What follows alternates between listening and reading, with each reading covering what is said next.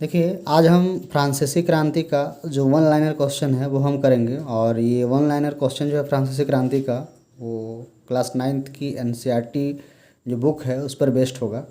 तो आइए हम शुरू करते हैं। देखिए, पहला जो है लुई 16वां के बारे में हम देखते हैं।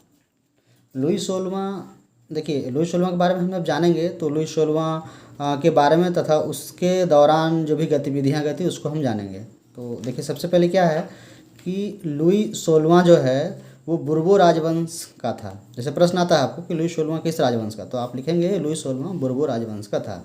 और जब वो राजगद्दी पर बैठा, जब आसीन हुआ, तो उस समय उसकी उम्र कितनी थी? 20 वर्ष थी, 20 साल था उसका। और उनका जो विवाह है वो ऑस्ट्रेलिया की राजकुमारी, ऑस्ट्रेलिया भी एक राज्य हुआ करता था, उसकी जो राजकुमारी थी मेरी एंतोइनेट से हुआ था इनका विवाह। और इनका जो परिवार है, लुई 16वां का जो राज परिवार है, वारसाई के विशाल महल में रहता था।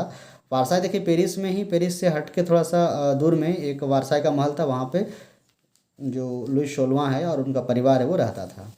आगे फिर हम देखते हैं। देखिए, अमेरिका के 13 उपनिवेशों को ब्रिटेन से स्वतंत्र कराने में लुई 16वां ने सहायता प्रदान की थी। यानी कि जब लुई 16वां का शासन था उस समय अमेरिका को ब्रिटेन से स्वतंत्र होना था, तो जो 13 ऐसे उपनिवेश थे जिन पे स्वतंत्रता प्रदान करने के लिए अमेरिका की फ्रांस ने मदद करी थी, यानी लुई 16वां के समय में। फिर आगे देखते हैं, अमेरिका को सहायता प्रदान करने के कारण फ्रांस पर 10 अरब लिब्रे से भी अधिक का बोझ चढ़ गया था। और लिब्रे वहाँ की मुद्रा थी उस समय फ्रांस की, तो इतना उस पर बोझ चढ़ गया। और साथ में इससे पहले से उस पर क्या था? 2 अरब लिब्रे का उस पर बोझ था। ठीक है, आगे फिर देखते हैं। आगे देखिए क्या है,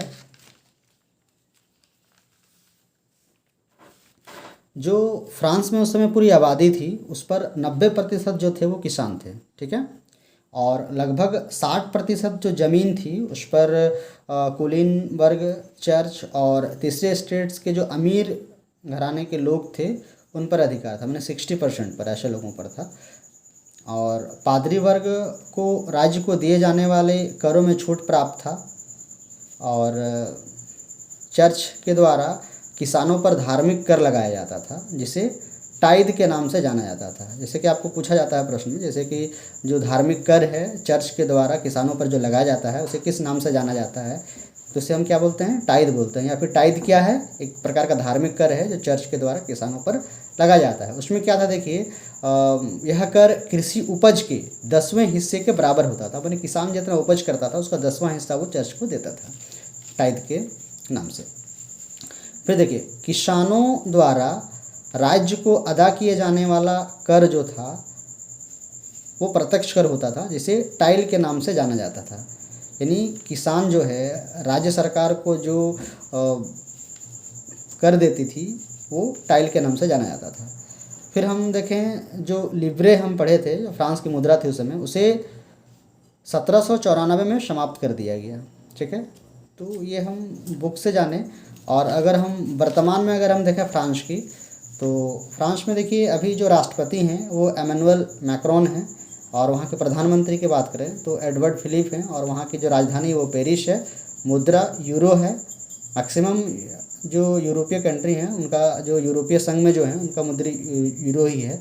और उनकी संसद की बात करें तो उच्च सदन को सीनेट कहा जाता है और निम्न सदन को राष्ट्रीय परिषद कहा जाता है। जिस तरह से हमारे भारत में लोकसभा और राज्यसभा है, जैसे कि लोकसभा हमारा जैसे निम्न सदन है और राज्यसभा उच्च सदन है, उसी प्रकार ये है। ठीक है, तो आज के लिए इतना ही। फिर मिलेंगे नेक्स्ट वीडियो में। धन्यवाद।